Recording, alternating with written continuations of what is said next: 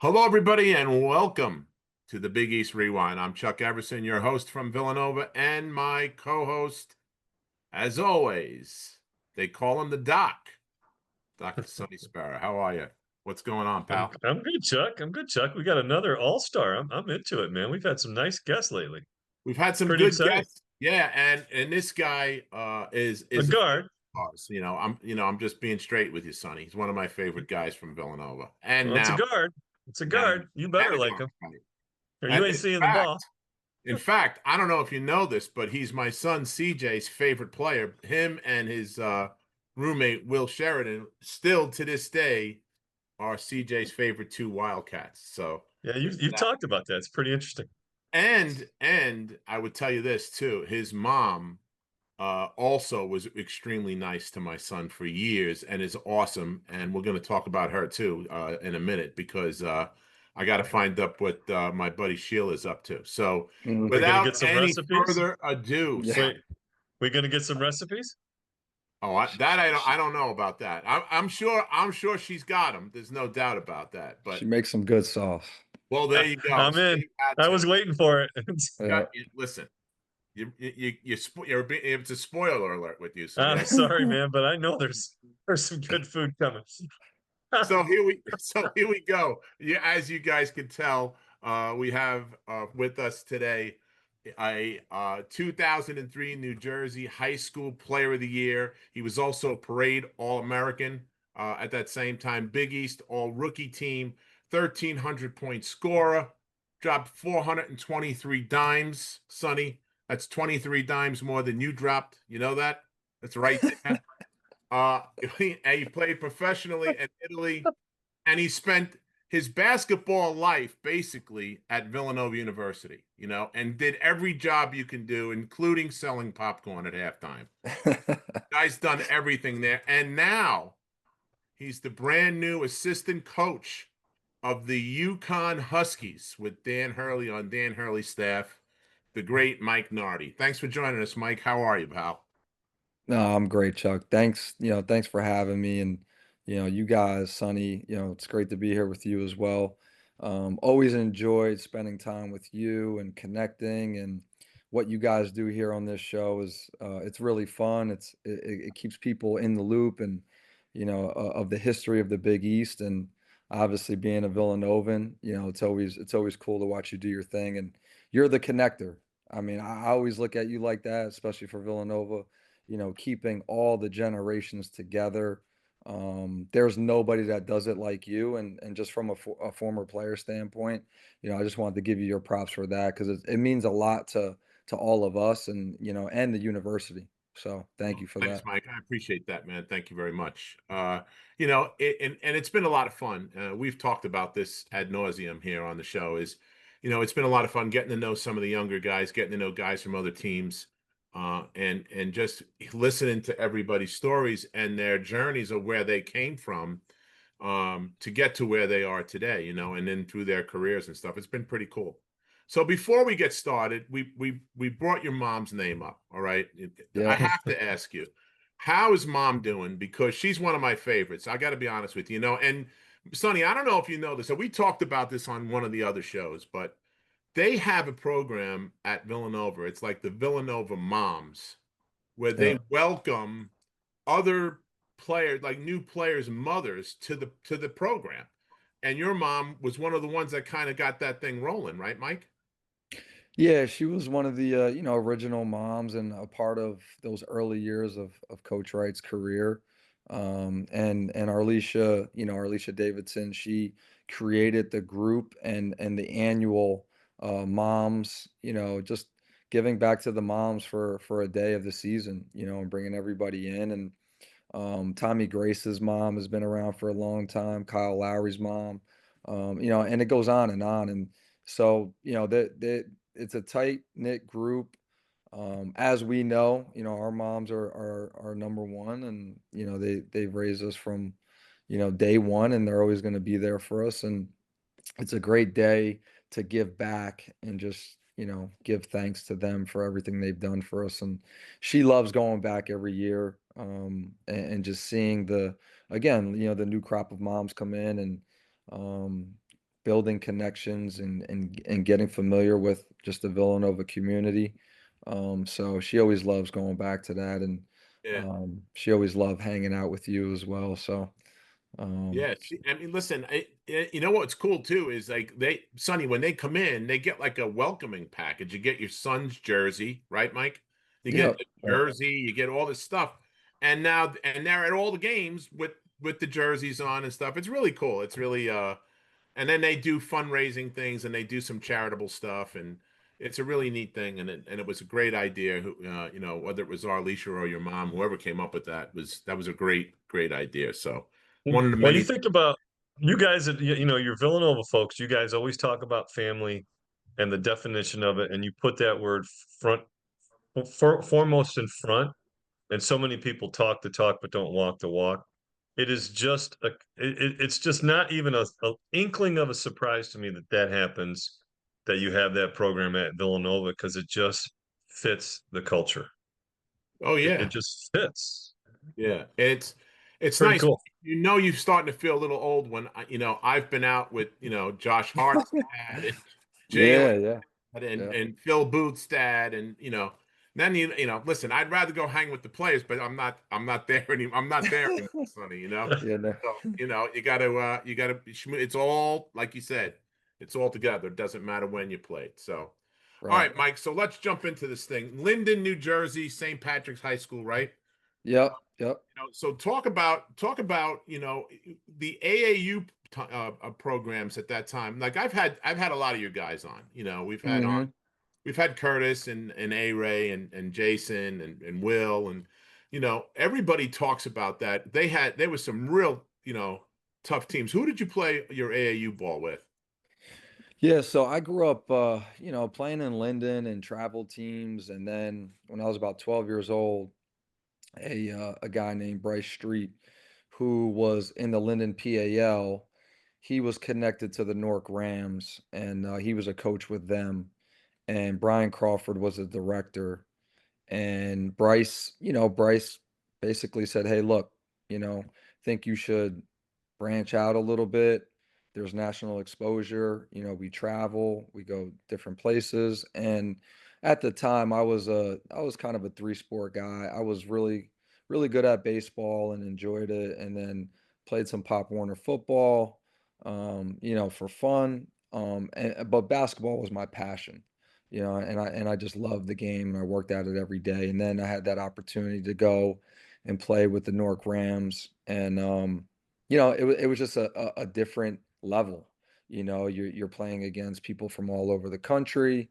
There'd be weekend tournaments. They had the 12-year-old nationals, which we ended up winning to go to the nationals and qualified. I still have this memory in my mind. My stepfather was at the game. My mom couldn't make it.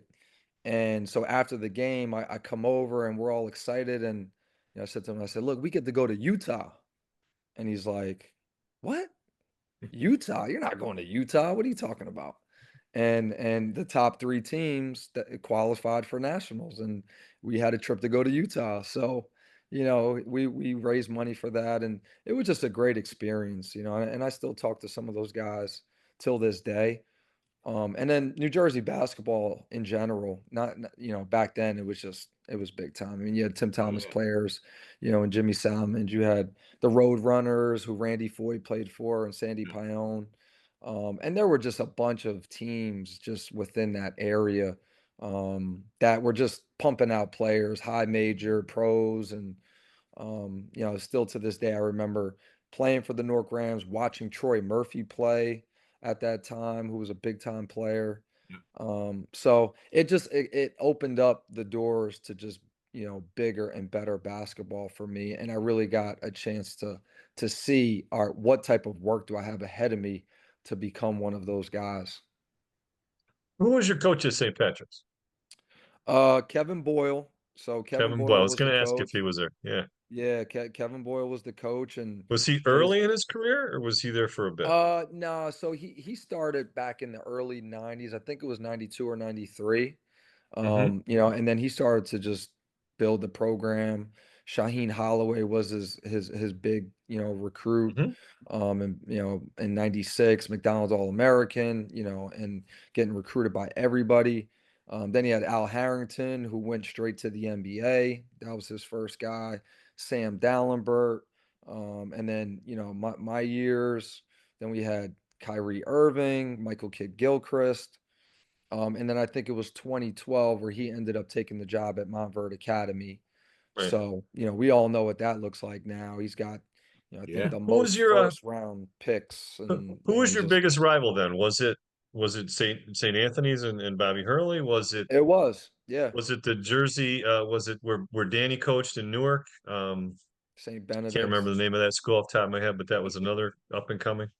Yeah, Were yeah. those were So, those the big challenges? yeah, I mean, Bobby Hurley Sr. was the guy, right? We all, he was the guy that was just running New Jersey basketball nationally. I mean, they had undefeated seasons and, were winning tournament of champions year after year. And that's when Kevin Boyle kind of became the new kid on the block and he started to make a name for himself at St. Pat's.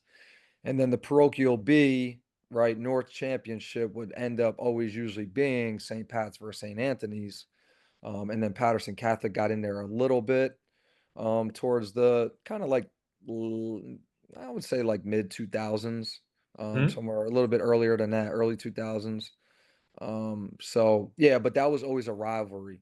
And Bob Hurley Sr. was the guy, and Kevin was chasing him. And then yeah, Coach Hurley was at St. Benedict's. St. Um, Benedict's, that's the one yep, I come. St. They used to have a Benedict's, and that was my junior year. We played them. We ended up playing them at home, and then my senior year, we played them when they had J.R. Smith and Bashir Oh wow. Mason, Yeah.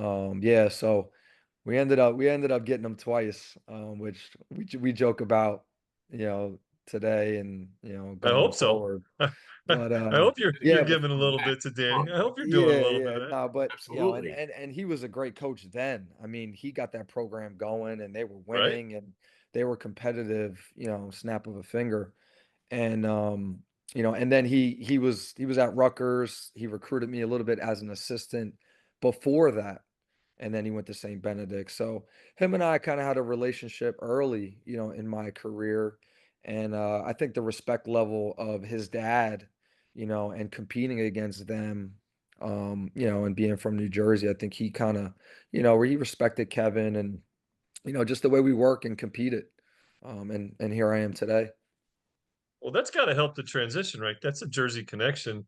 And Danny freely talks about that with his wife. She's not moving any farther than Connecticut away from New Jersey, right? When the LA Lakers was in the conversation.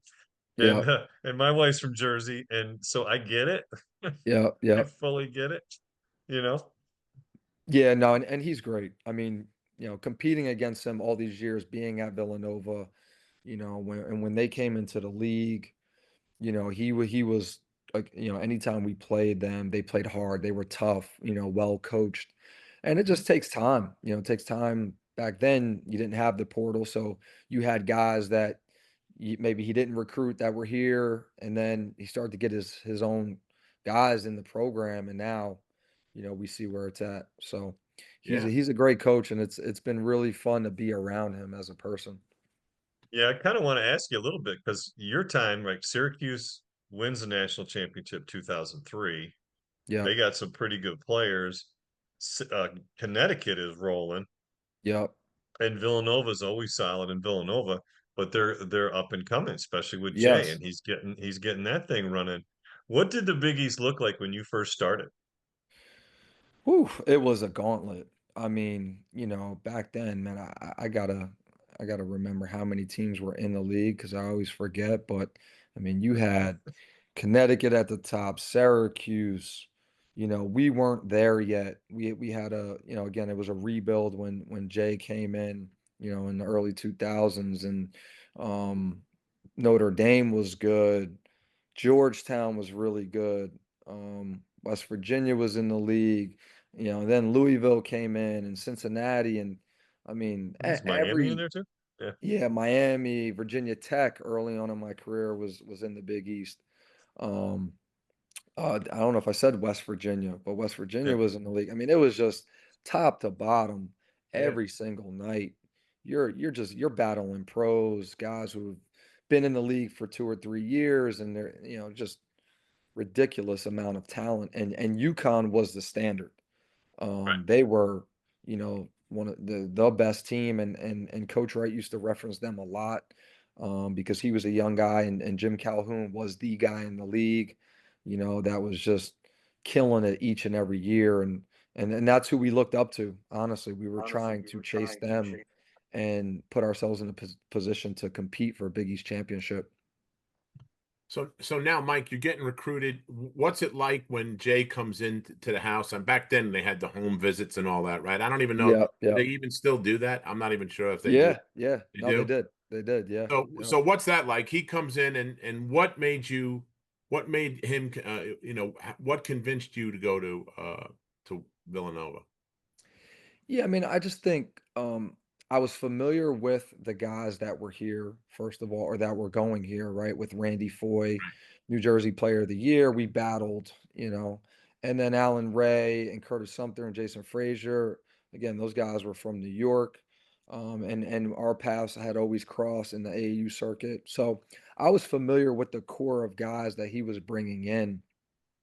I wasn't necessarily familiar with Villanova that much, right? So I just I really got to know Coach on a very personal level, and he was very good at that. He was genuine. I just felt like he was being true to who he was, and he was being honest with me. Again, you go through the recruiting process, and everybody does it differently, but I just felt a real genuine connection with him. Freddie Hill was on the staff at the time, who Yep. was a Jersey guy. He was actually at Seton Hall, and he used to come and speak at camps. And I remember in 7th grade, that was the first time I had met him at Linden High School camp. And he, since that point on, he just always watched me and kept in touch. And so we had a great relationship. Joe Jones was on the staff, Billy Lang. So just the staff in general, I just felt a great connection. And that really put me in a position to say, hey, I want to consider Villanova. Then once I got a chance to visit and be on campus and get an understanding of the community and really what it was all about, and the academic piece of it, the business side of it. I was a New Jersey guy. I wanted to be in the business school. So it was just a total package. And at the end of the day, I was going to get a chance to play right away because it was a rebuild situation. Yeah. And Coach Wright and I had discussed redshirting because I broke my ankle my junior year in high school. So I kind of wanted to get that year back. And physically, I was a string bean. I was 150 coming in. And so I felt like if I had another year under my belt, I could be better prepared. But as you know, we had a little bit of things with the NCAA and the phone card stuff. Yeah. And guys were suspended, and I ended up coach had a conversation with me, and that summer, Derek Snowden tore his ACL, and he was like, "Hey, look, Mike, I know you wanted to redshirt, but there's an opportunity for you to start, for you to play every minute, every game." And I was like, "Yeah, I'm in." I mean, who's saying no to that, right? So Right. Exactly. yeah, so it just Which worked turned. out pretty good for you, and at the end of the day, Mike, right? I mean, Yeah, yeah, I mean, you not did bad have at a lot all. of guards there. I mean, Yeah. you had Randy and A Ray and all those guys. And I give you a lot of credit for still going, even though you had competition. I mean, it wasn't like Hmm. you had a bunch of scrubs playing there. You had guys that could really ball, Yeah. and you kind of bet on yourself, right? I mean, when you went in there, and then Curtis gets hurt, and now Yeah. it's Guard University. You got Kyle Lowry, Yep. you got A Ray and Randy, and that kind of changed the face of college basketball at the time, right? College basketball, not Yeah. just Big East, Yeah, college basketball. Right. college Right. basketball. I mean, Yeah. listen, Sonny and I And a go back little bit of and the forth all pros. the time with the guards Yeah, and no, yeah, it did transcend a lot, and guys playing smaller, and the Phoenix Suns were doing it, Steve Kerr. kind of, yeah, yeah, Steve Nash, and then yeah, and I always like competition. I always bet on myself. I was always the underdog. I was always the guy that was gonna compete no matter what and never back down. And I was very familiar with those guys. I was familiar with Randy and Al's game as guards, and I just looked at it as, hey, they need somebody to get them the ball. right? They need somebody to organize. They need somebody to make them better and push them. And ultimately, that was going to do it, do the same for me going up against NBA guys every day. And I had aspirations of playing in the league and, or professionally. So I just felt like the environment was a great fit for me. And I knew Coach Wright was going to coach me hard. Was there any connection with the Catholic with like St. Patrick's to Villanova? Was that in the picture? You know what? That's a great question, Sonny. Like going into it, I never looked at it like that. Again, I mean, I'm Catholic. I did all the steps, and again, I do take that seriously. But it never like became a thing for me. I think it just naturally fell into place because that's who I was. That's who my family was, and I think our values, just aligned with Villanova. And once I got onto campus and I felt that, as you know, Chuck, like it's so hard to describe it, but there's just Yeah. a spirit, there's a feel, there's a connection to everybody there. And it just ultimately would just felt like the right decision. And I remember I took a visit, I came home. I think that next weekend I went to get my driver's license. I came home and I said, "Hey, mom, dad, I want to go to Villanova." And I didn't take any other visits. And it was just like I felt it, and I committed and the rest was history. Were you the first guy out of that group, Mike, to commit or no? That's a great question, Chuck. I know it's either myself or Bump would know that because it was just him, it was just him and me, and then Ross ended up coming in as a Right. walk-on, Ross Condon. But I don't know. That's a good question. So I really it was don't just know. you and Will, and then those guys came in. They came in after you or before you? Jay, with Jason and those guys. Yeah, so those guys were a year ahead of Will and You were I. ahead. Yeah, that's what I They were a thought. year ahead, and then Baker was also a part of that Yeah. class. Mikey Claxton, Speedy Yeah, Claxton's sure. brother, Yeah. Yeah. right? So that was that class, and then Will and I came in along with Ross, who was a walk on. And then after us was Kyle. So then Right. Kyle came in. He was a year behind Will and I, and that was kind of like our core, that got it going. And then it was excuse me, it was Dwayne Anderson, Dante Cunningham, Shane Okay. Clark, Yeah. Frank Tweezy. Those guys came in, and then Scotty Reynolds, Reggie Redding. Those guys came in after Randy and Allen. Those guys left. You think back, those are really, really strong teams, man. Really good Oof. teams. I It mean, was if yeah, Kurt doesn't get injured and A Ray doesn't walk at the well quotes, right? yeah, yeah, yeah, At the dome. I mean, who knows? It might be another yeah. Final Four team. It's No, and that's woulda, coulda, shoulda, right? You, right. you you Yeah. never know, but I think I agree with you. If if Jason Frazier was just healthy, Yeah. he battled a lot of injuries. And then Curtis goes down, in that Sweet 16 year, against Florida, in the round of 32, Yeah. and ultimately made coach it forced his hand to just say, all right, what do we do? Do we plug somebody in that spot for size? And he just looked at it like, hey, we're just going to play the best five basketball players to start, and that's when Kyle and the four guards and the rest was history. And then we ran into Carolina with Sean May and Rashad McCants and Raymond Felton, and those guys were just they were ridiculous. They had a big time team. And then Alan Ray gets called for that travel, which who knows? I don't think it Yeah. was, but again, Yeah. you don't know If what you wore happens a after blue, if that. you wore a navy blue shirt, nobody thought it was. So yeah, Yeah. yeah, I get that. No, I mean, Um, hey, we were but you battling the talk blue about blood, you talk right? about that group. Like Jason is a Long Island guy. I knew Jason a little bit and Yep.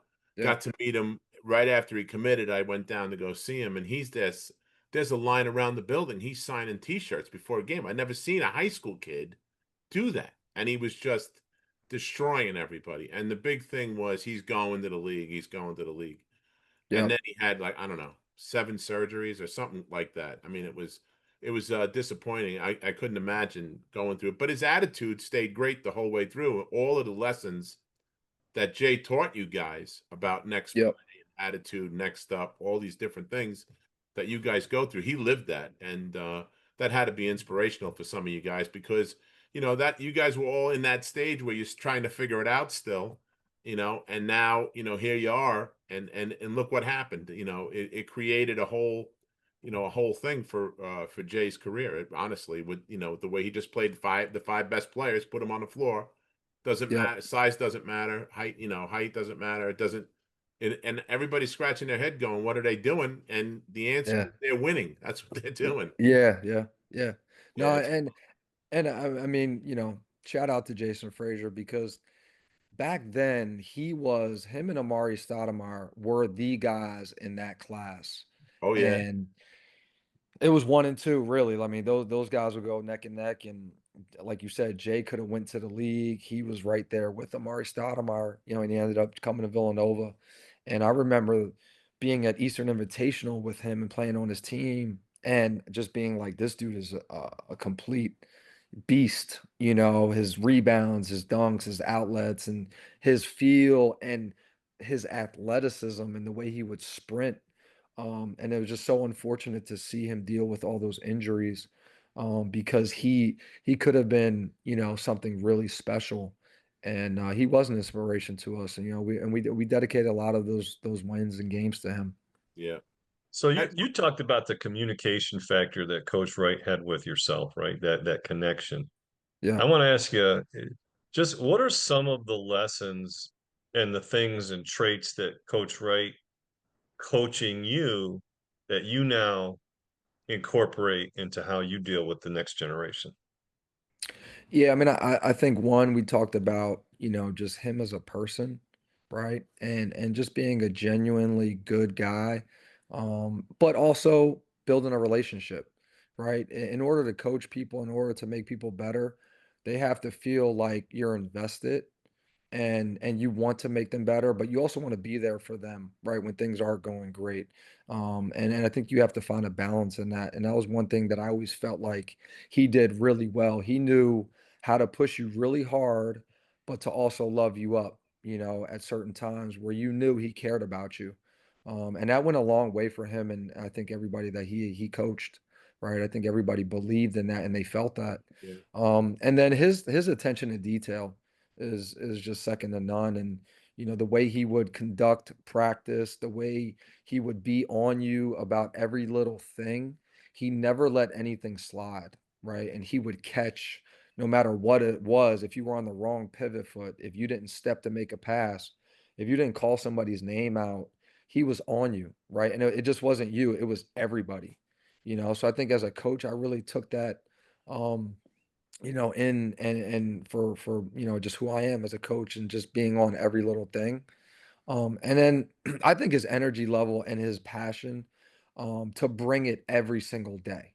Like there was never a day where Coach Wright walked into the office, right, into practice, and you didn't feel like he was bringing it. It just didn't happen, And I think that's, in order to be successful, you have to find ways when there's days that you don't want to do it or you don't feel well or you have something Mhm. going on, and that was attitude to him, and he lived by that. And that's why I think it really generated such a special feeling amongst players when things weren't going our way, right? Or yeah, when you ran into difficult moments, because he lived that every day and he displayed that. So he was being legitimate about that, and you felt like if you weren't doing that, you were being a fraud, yeah, right? And that's really that was the standard. And that's something that I'll always take with me as a person, just for life, as a husband, as a father, just teaching my kids how to deal with adversity. And I think that's something that we all know. We're a little bit old school, right? And I think my generation, I was born in '85. I'm 40 years old now, and like that's kind of like the last generation of people who were taught like that, yeah. I and think you're not right. to run from things and to have to deal with adversity. And if you're not happy, it's like figure out how to find a solution, right? Don't run from things. How do So you communicate that? How do you communicate that to your guys? yeah, I mean, I think there's a balance. I think still trying to get them to deal with some of that and explaining it to their parents, I think that's important to all be on the same page. Because as coaches, if we're telling them one thing, but their parents are giving them a different message, Oh, imagine that that. yeah, now there's a conflict, right? Now we're not on the same page, and now we're all dealing with, hey, you should do it this way or that way. But, I think just sharing experiences with, the guys that I'm coaching now and previously, at Villanova, I think that helped a lot to say like, hey, look, you're struggling right now. That's okay. It's gonna get better. It's gonna get better if you keep putting the work in, if you keep listening to coach, right? And you keep believing. Because once you stop believing and you don't think that that's the way, then it's not going to go well for you, Yeah. as a player because there's a head coach, right? He makes the decisions, he makes the choices. And once you don't believe in that, he's going to know that, he's going to see it, and now you're putting yourself in a tougher position. At what point, Mike, did you think, hey, I can do this coaching thing? Was it while you were at Nova playing? Was it while you were in Italy playing? Was it, and did you go to Coach Wright and say, hey, this is what I'm thinking. What do you think? How did that all work for you? Yeah, so I mean, you're a 22-year-old, you're naive, you don't know what the world is about, right? And you're thinking, all right, hey, I'm gonna go play in the NBA, right? And I was always pretty realistic with where I was as a player. I knew that that was gonna be a long shot, but I was gonna give it everything I had. In the meantime, I was working on getting my Italian passport, to have a backup plan and go play overseas. And my goal was to play 10 years overseas. I ended up playing 8, and I was gonna just get into business and use my degree. And I just remember Coach Wright always saying to me as a player, "You're gonna be a great coach one day. Like you're into this, you love it, you know how to, talk to guys, you know how to push guys. Whenever you want to come back and coach, let me know." Right. And I used to always just be like, nah, coach, like I'm not gonna be a coach, And then you start to get to a point of your playing career where you're like, all right, this thing's about to end. Do I really want to go, sit at a Hmm. desk? Do you want to be out of the game? And being a coach is the closest thing to being a player, and we always stayed in touch, and I always checked in. I always used to go back and work out in the summer times and things like that. And I ended up getting hurt over in Italy. And coach was like, look, we got a great team, great staff. I think you can really learn from them. We're going to have guys that are going to move on and, and they're going to be successful in the business, and it's going to give you opportunity to earn your way and move up. And you know what? It was a time, the timing was right, and I ended up coming back, after I got hurt in 15, 16. We all know that was a great year for us, and Chris Jenkins hit the shot. And from that year on, I got promoted. I went from director of student athlete development my first year, then I went to video and I went to ops and then became an assistant coach. So, the Yeah, I mean, you timing. definitely paid your dues, Mike. I mean, you didn't take any shortcuts, and yeah, I've Yeah, you weren't given anything. no, No, and no. you must have thought it was easy. You walk in, you win a national championship. It's nothing. It's no big, like Lapis did when he came Like to. Yeah, Lapis. That was a yeah, funny Shows up conversation. there. I just went. I just came Yeah, off it's the high nothing to school state championship. Now we win the national. So, it's wild how it works. But then you move up the ranks, and Jay comes out. You have all this success, with the two national championship teams, and the one thing, and I've talked about this with Sonny on and off the air with folks.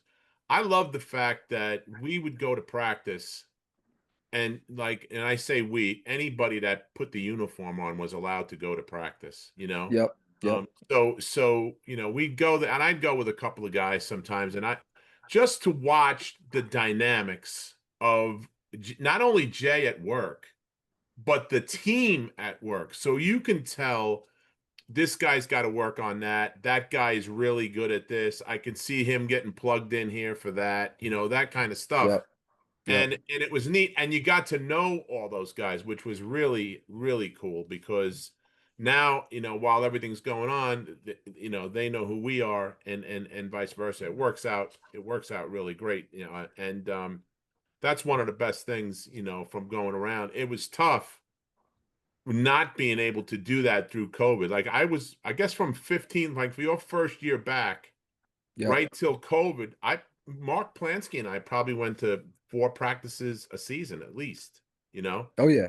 And Yeah, then no, and then it yeah. would get like, a little scattered, Talk about, now that you're on the staff, how did your relationship with Jay change from being, a player where he's the boss, he's still the boss as your coach, but how Yeah. did it change for you as an assistant coach? Yeah, I mean, when you're a player, it's always you're just working on your game, right? Your own individual game, and then you're trying to make your team better. And you don't have, I mean, besides going to class and basketball, you don't have many other responsibilities, right? And then as you become a coach, and once I came back on staff, just watching the guys and our staff and how hard they worked and the time that they put in, right? Because as a player, you don't understand that, No. right? You're just playing. You're just like you show up 2 hours, 3 hours, you come back again, right? You lift. You don't know that guys are in the office grinding all day long, and that's something that coach instilled in all of us because he was always there too, right? And he learned that from Coach Massimino. Oh yeah. And as you know, right? And so that was the standard. And that's just all I knew, right? That's all I knew as a player. I was in the gym 24/7. Now I get into coaching. My work ethic is of such. I'm going to follow Baker Dunleavy. I'm going to follow, Ashley Howard and Kyle Neptune and George Halkovich. And those guys taught me a great deal about coaching, and what it meant to be a coach and not think like a player, and that was the thing that Coach Wright always discussed with me is like, you're not too far removed from a player, but you gotta start thinking like a coach, right? You gotta be able to communicate and get guys to do the things they don't want to do, right? Because Right. I had to do that for you. And that's the hardest thing about coaching, but that's what makes, guys great, and that's what pushes them to their limits and beyond.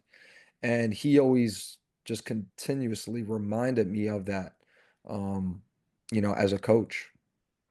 Seeing how hard Jay worked and everything, was it shocking to you when he came in and said, "Hey, I'm done"? Um, no, I mean, I think at the point in time of his career, let's be honest. I mean, he accomplished so much, and for him, winning wasn't everything.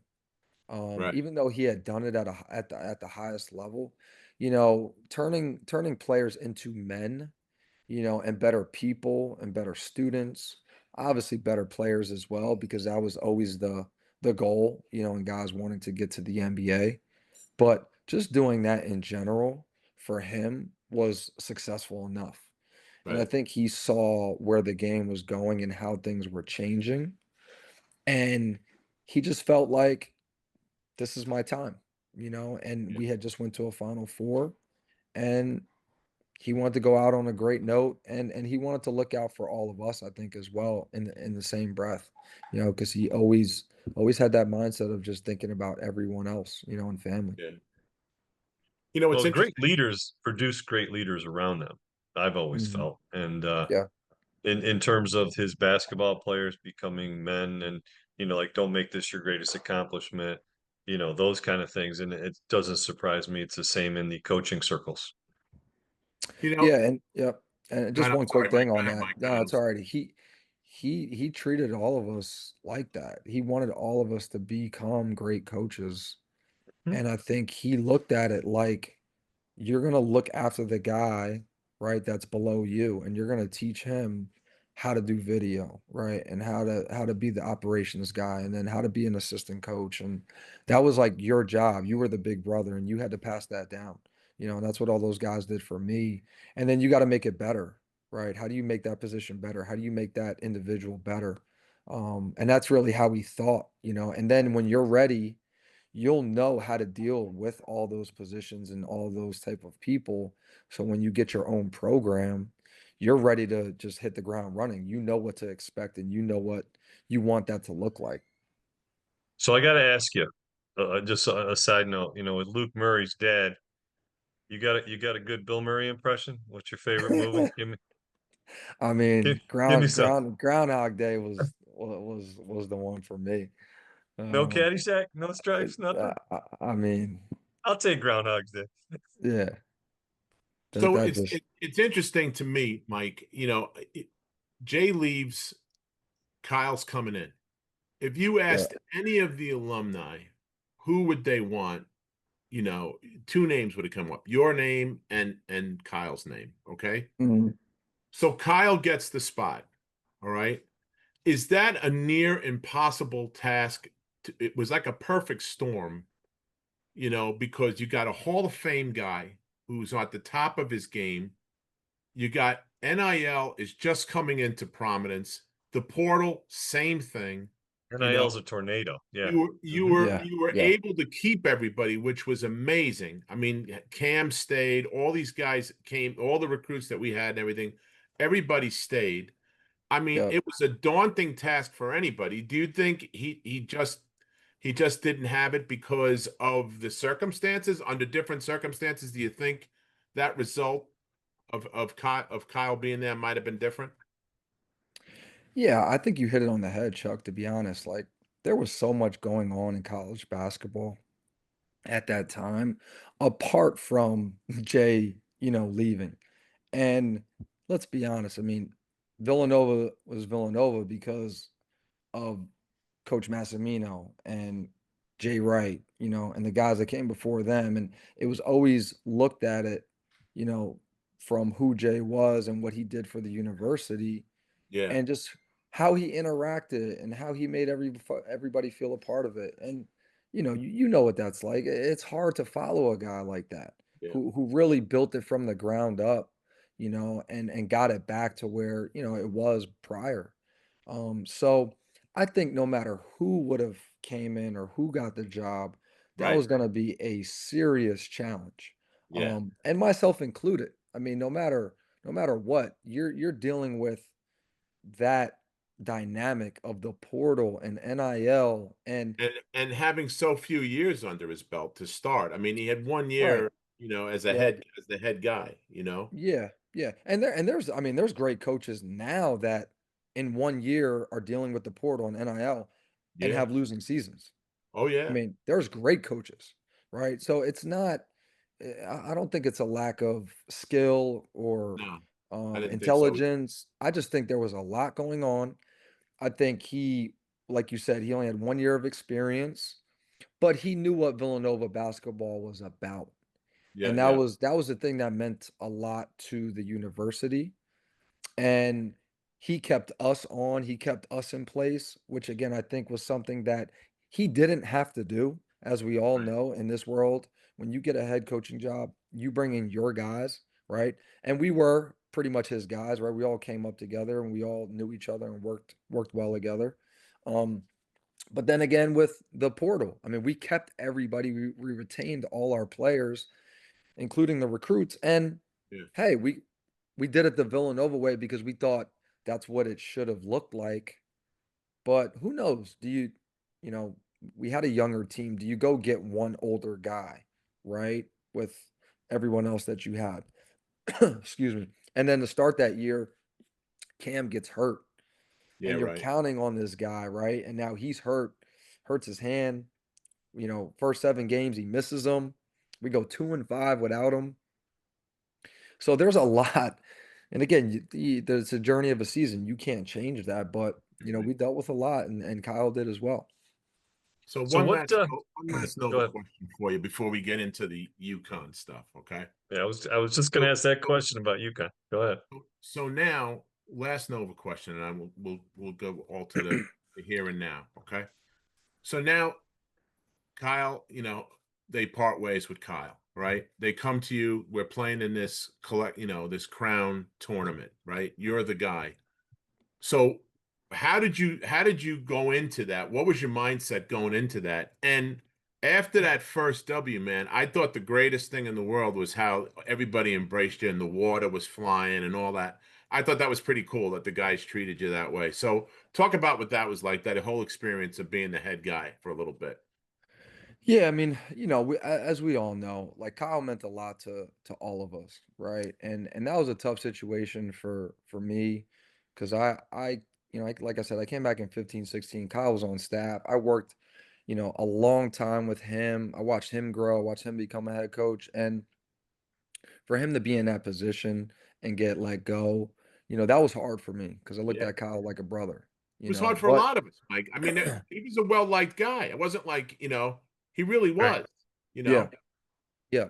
And then, they came to me because contractually we were obligated to do it, right, with Fox. And I looked at it like an opportunity to give back to the place that made me who I was, and to give back to all the former players who I played with, I coached with, guys like yourself, to and give our team the opportunity to just finish out being a Villanova basketball team, which I thought we did Yeah, throughout the season as well, right? We yeah, just fell short in a couple of games that, hey, you win a couple more, you're probably in, right?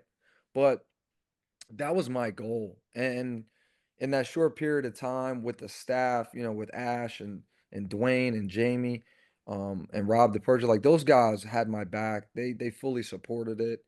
And I said to him, I said, look, I don't know everything, right? Any one of you guys could have been in this spot, but we owe it to our guys. We owe it to the university, right? We owe it to the former players to just go out here, represent, play hard, play together, and do the right thing, yeah, And they were great. They were did a lot of things behind the scenes for me. And then hey, we had 2 weeks, 2.5 weeks to kind of wrap our minds around it, which I think helped us, and we did the NIT the year before that, as we know, and that didn't go so well because it was right away and guys' minds were all messed up because we didn't make the tournament. So getting that 2 week span, I thought it really helped us. I kind of took a step back. I tried to make it fun for the guys. I tried to implement a couple of things, lighten it up a little bit. And then we were about a week or so out and we had to get back into game shape and we had to start, grinding yeah. again. And they were all in. I give all those guys credit Great. because they didn't have to be. Yeah, they could have. Yeah, they could have took a back seat. So, all right. So let's get into all things Husky, man. So, Let's talk go. about talk about walking onto the campus for the first time. You haven't. I don't think you've worn any other college gear in your whole life, right? Right, Mike? I mean, what No, do you do with no. all your clothes? You Yeah, have it's a little funny. It's a go little down to funny looking Savers at and you in give that all your shirt. Villanova stuff away, and now you're all. But so talk about that walking into the gym for the first time at stores and what that was like to experience what's going on with these guys and what are some of the differences that you see between the Villanova the two programs. Yeah, I mean, as we talked about and discussed, I was obviously very familiar with Coach Hurley, but I had never worked with him. I don't know what his style is like, and getting the opportunity to come up here and meet him, meet the staff, those guys, it's very similar to Villanova. They were very welcoming, they were very helpful. Um, I could tell there was a respect level for what we did at Villanova, which made me feel proud of what we accomplished and also that we were respected by a program like UConn, Yeah, right? And again, kind of came full circle because when Coach Hurley came into the league, he was chasing Villanova, right? So I think he respected that. He knew what I was coming from and he respected Coach Wright. And then once I got here and I got a chance to just be in this, be in the Worth facility, which is our practice facility. Our offices overlook the courts, and there were just guys in, out all day long. And the intensity, the work ethic, right? And this was a time of year where they didn't have to be doing this by themselves. yeah, But I just felt like it was home because of the culture that they've built here that these guys are abiding by and that they're believing in and there's a standard. And that's when I knew this was the right decision. This is where I want to be. And I felt proud, to be here and I felt proud to be a small small part of it. So, since that moment, I mean, it just has gotten better and better and better. And, our facilities are top notch. Everything we do is at the highest level. The way our guys conduct themselves, academically, the campus, it's a beautiful campus. And, there's just so many great things about this place that I'm really, I'm really loving and really, appreciative of. Yeah, How does the whole thing go down? Just how does that happen? Like, you're dyed in the wool Nova guy. Um, there's a change in the head coach. What is there? Hey, listen, we're not sure we're going to be retained. Just talk about what's the process to change to another school, let alone UConn. Yeah, I mean, I as naive as I was, I guess I was trying to be the best coach at Villanova I could be, right? When I got the opportunity for the crown, I looked at that as an interview, and Right?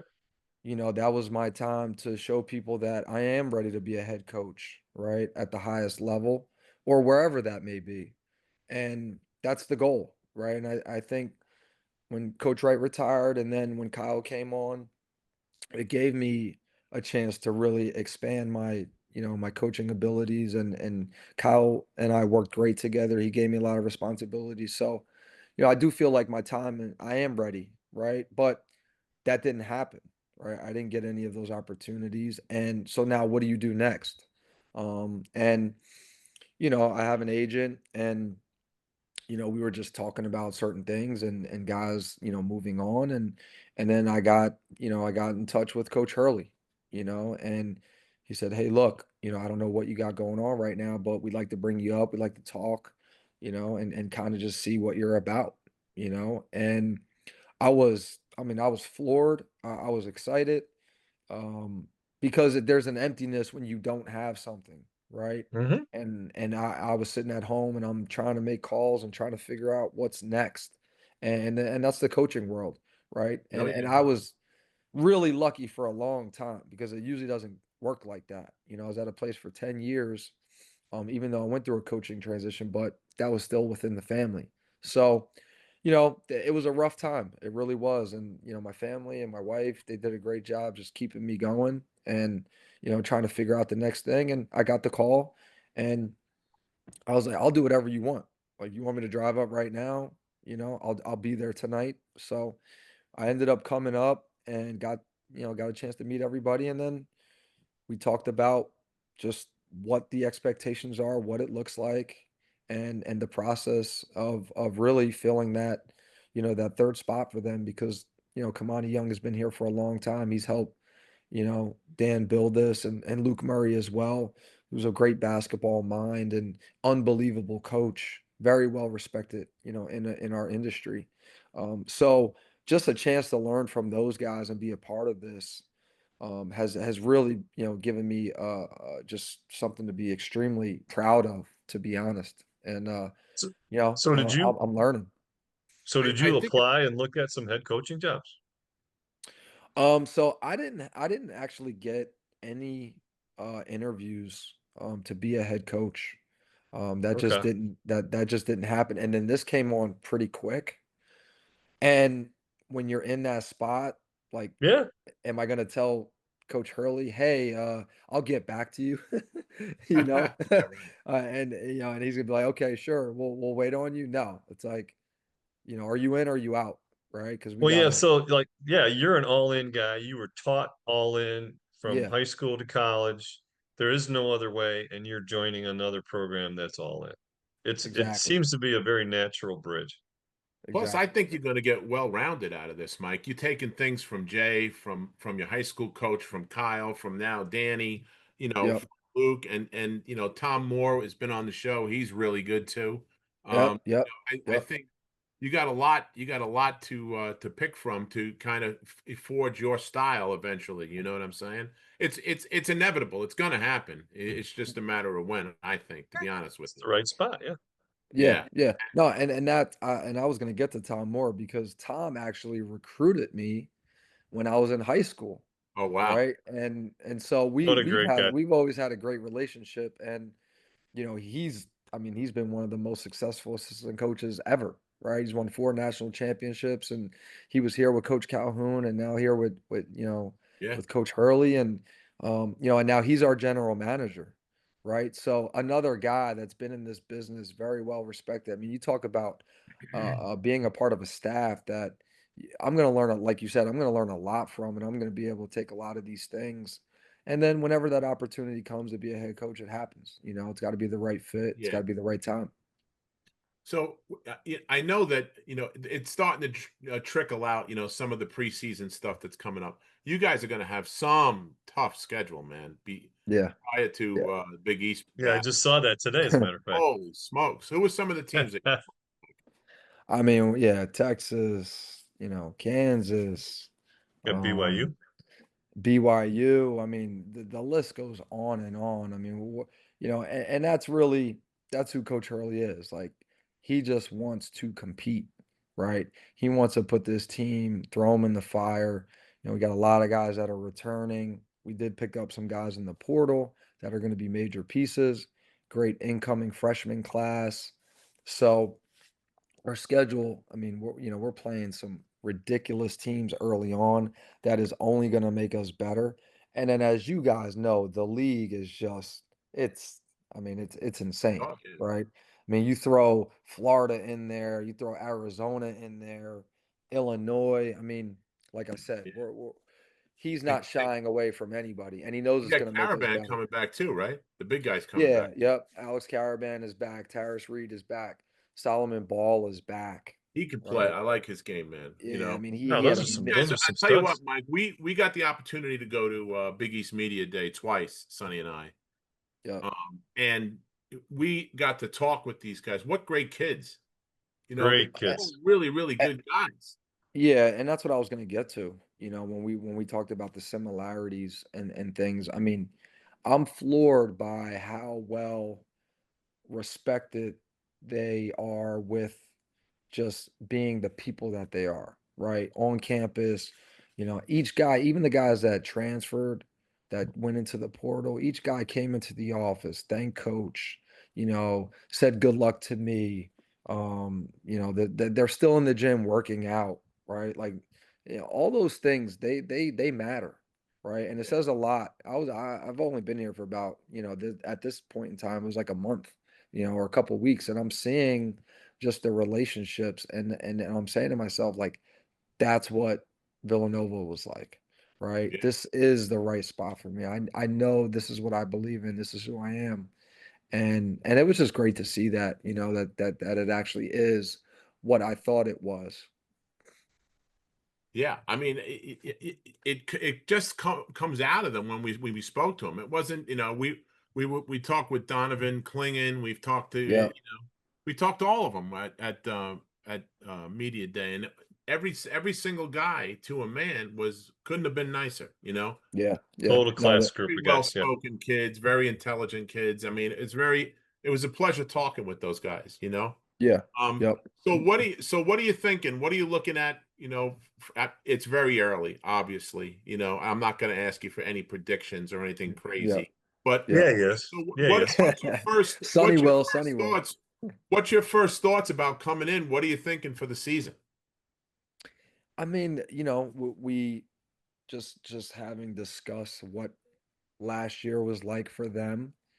They want to get back to a national championship, Yeah, right? And this is something that Coach Hurley isn't, he's gonna talk about. I shouldn't say isn't, but he doesn't mind expressing that, right? He's he wants to go 3 out of 4, right? He wants to try and keep the dynasty going, and that's how he thinks, right? And that's what he believes in, and that's how we're gonna push our guys. And that's been the coolest thing for me, is that's how they think, right? They're coming into practice every day, and that's what their mindset is like. We want to be our best, right? And that's getting to a Final Four, getting to a national championship game. And they're going to put in the work. I think they're really locked in. It's been really cool to see it, because I do know what that looks like. I've been around a Jalen Brunson, a Josh Hart, a Mikal Bridges, right? A Ryan Archidiakono, a Daniel Chefu, like guys that you know are about their business Right, and right. they're going to compete every day. They're going to make other people better. And at the end of the day, they want to win. And that's really what our goal is. Well, I got to say, Mike, it's been really great talking to you. It's we're up against it a little bit. I just want to tell you, Gonna be a best good of luck. fit, Mike. Still It's gonna rooting be a for good you. fit. You know Yeah. what? The one thing, and Sonny will vouch for me for this. In the Big East, as long as you're playing somebody else, you root for those teams in the Big East. I mean, we rooted for Georgetown, believe it or not. If they were Yeah, yeah, playing North Carolina or whoever, or if they were, within the yeah, conference, so we're rooting hard for you. I mean, you and I go back a long way from the day you walked on campus, basically. yeah. We've had that relationship, and I wish you nothing but success and nothing but the best, man. You're one of the good ones. I appreciate it, and I know you're going to talk to Danny about coming on the show for us, so that's a good thing too, right, Sonny? So Yeah. Absolutely. so Absolutely. he's the best. We had a lot of fun with him at No, he's awesome. He's awesome. And you know what? I mean, look, I am, as we all know, who I am today because of Villanova. It's a big piece of myself, big piece of my family, and it always will be, right? That's just who I am, and it's embedded in me, and it's taught me so much of what life is all about, right? And being able to share those experiences with yourself and the relationships that we all have built, they mean a lot to me. So that'll never change. You got my number, and anything you need, Yep. I'll always be here.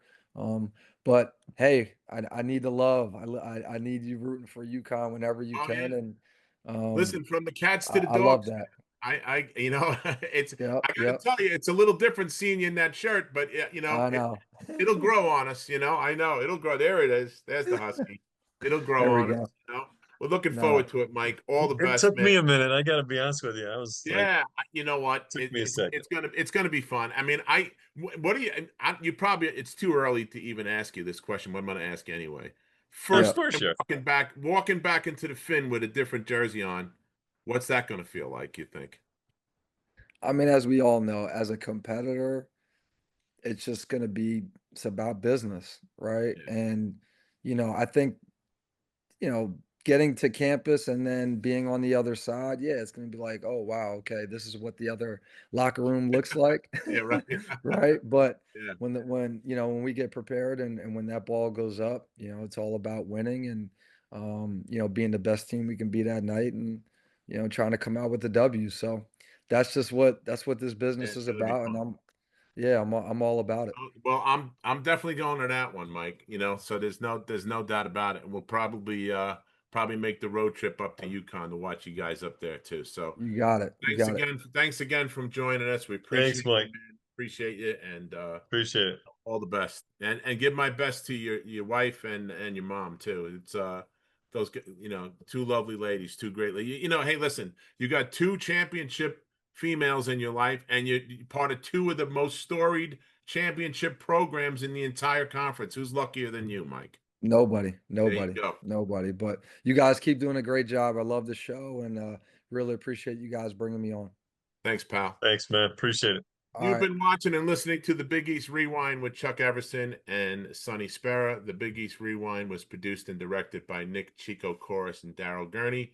Check us out on the SiriusXM app, on YouTube, and wherever you get your podcasts. And please like, subscribe, and share it with your friends. Have a great night, everybody. Thanks for joining us. Thanks, everybody. Thanks, Mike.